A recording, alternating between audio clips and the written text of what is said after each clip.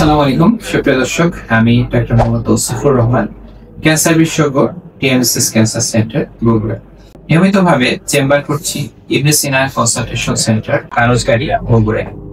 প্রিয় দর্শক, ক্যান্সারের লক্ষণ সমূহ নিয়ে আলোচনার এ পর্যায়ে আজকে আমি যে বিষয়টি নিয়ে কথা বলবো, যে লক্ষণটি নিয়ে কথা বলবো, সেটি হচ্ছে শরীরের কোনো স্থানে অস্বাভাবিক ব্যথা।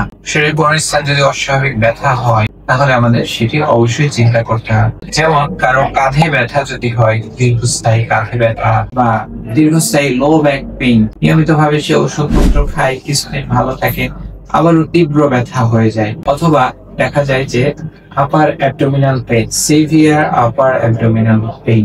সাধারণত দেখা যায় যে যদি ক্যান্সারের ক্ষেত্রে অনেক ক্ষেত্রে বোন মেটাস্টাসিস নিয়ে প্রেজেন্ট করে, অর্থাৎ হাড়ের মধ্যে ক্যান্সার হতে পারে বা অন্য জায়গার ক্যান্সার সেটি হাড়ের মধ্যে ছড়াতে পারে। এ ধরনের ক্ষেত্রে অতিরিক্ত এবং অস্বাভাবিক ব্যথা নিয়ে একজন রোগী আমাদের কাছে আসে। যেমন কারো যদি ফুসফুস ক্যান্সার যদি উপরের দিকে হয়ে যায়, অর্থাৎ এপিকাল রিজিয়ন, যেটাকে আমরা বলি অ্যাপেক্সে যদি হয়, তাহলে সেখান থেকে তার শোল্ডার পেইন হতে পারে, সিভিয়ার শোল্ডার পেইন।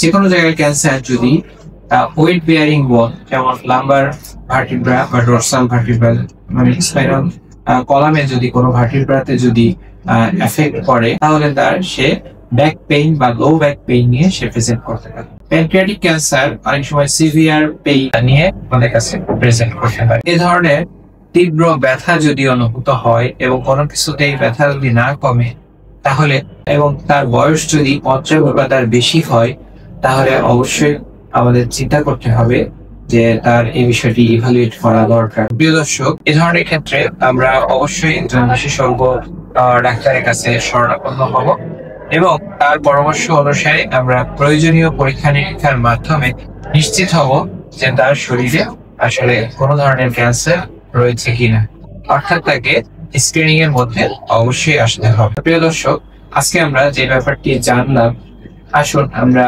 নিজে সচেতন হই, পরিবার এবং সমাজকে সচেতন করি। আমার আপনার সকলের ঐকান্তিক প্রচেষ্টায় দূর হোক ক্যান্সার চিকিৎসা সকল অন্তরে। সবাই ভালো থাকবেন। আসসালামু আলাইকুম।